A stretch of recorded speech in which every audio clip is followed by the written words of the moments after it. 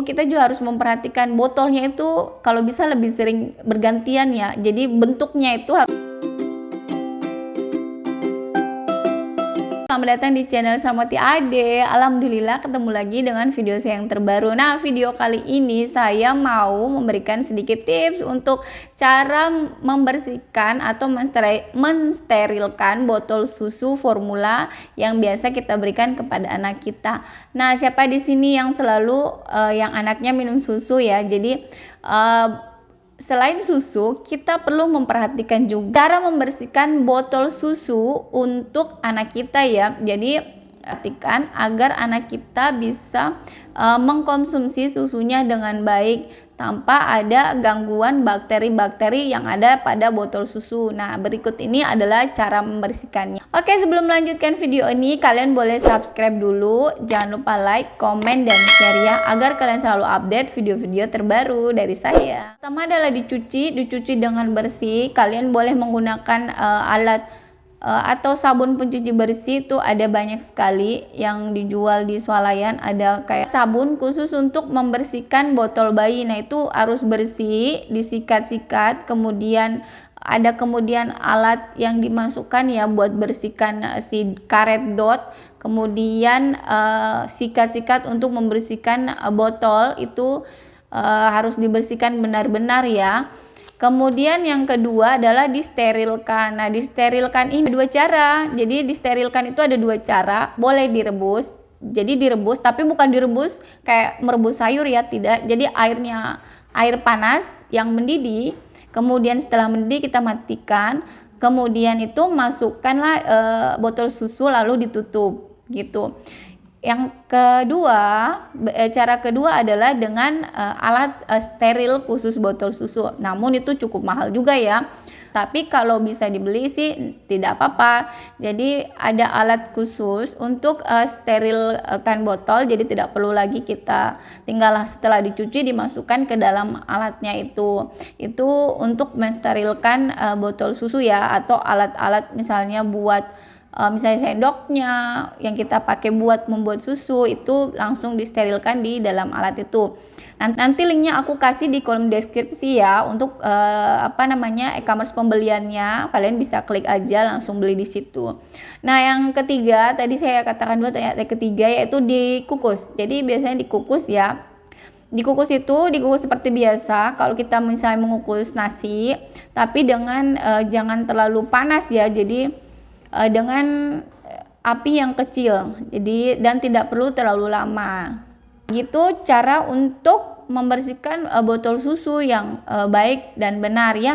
Jadi nah, ada juga beberapa kandungan botol susu yang direkomendasikan. Itu biasanya kalau saya dulu pakainya itu Pigeon ya, Pigeon sama Huki ya kalau tidak salah. Nah, itu bagus. Kalau saya sih lebih ke Pigeon ya. Ada juga yang Philips Avent, itu agak mahal ya. Nanti kalian bisa lihat-lihat di e-commerce. Ada bermacam-macam botol susu. Jadi kalau saya dulu itu lebih suka ke Pigeon.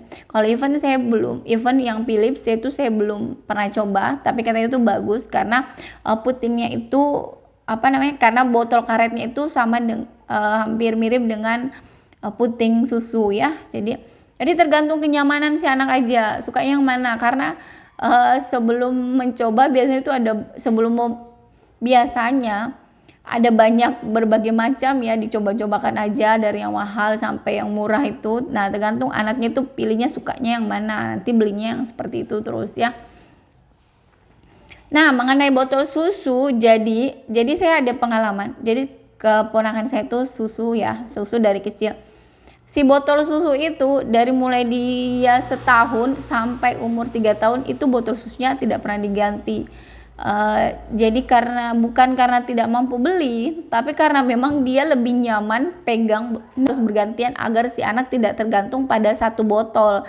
Nah, itu parahnya si botol itu sudah rusak, sudah pecah, dia itu minta diisolasi terus dipakai lagi. Nah, sebenarnya itu tidak bagus ya, botol kayak sudah begitu tuh sudah tidak steril ya, karena sudah ada tempelan isolasi. Namun dia tidak mau minum pakai botol lain. Nah, karena kebiasaan dia suka dikasih itu dari kecil. Nah akhirnya dia kebawa terus nyaman di tangannya, itu dia sudah tidak mau lepas botol itu sampai usia 3 tahun. Dan akhirnya harus lepas paksa ya. Nah sebaiknya saran saya kalau kalian yang sedang memberikan susu formula ke anak, belilah sekitar 2 atau 3 botol dengan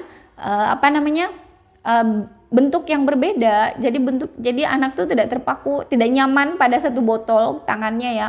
Jadi bentuk yang berbeda, ada yang bulat, ada yang agak panjang, ada yang berbentuk karakter. Nah itu agar anak tuh tidak bergantung kepada satu botol. Jadi ketika kita sudah misalnya botol yang satu kita berpergian tidak bawa, ada botol yang satu, itu tidak akan merepotkan kita tuh ya. Jadi pintar kita saya pikir kalau ibu itu adalah pandai sekali ya dalam mensiasati untuk kenyamanan si anak ya. Namun sedikit tips aja agar kita tidak terlena bahwa anak tuh nyaman dan botol itu, nah itu hati-hati, dan satu botol itu bahaya, bisa itu bakalan membuat kita agak kerepotan juga. Kalau misalnya kita lupa nih botolnya, terus dia itu maunya botol yang itu membuat kita agak kerepotan. Nah oke, itu saja tadi tipsnya. Sekian dulu untuk kalian yang sudah menonton, terima kasih. Jangan lupa untuk selalu subscribe, like, komen agar channel saya selalu berkembang. Oke, sekian dulu video saya, terima kasih. Assalamualaikum.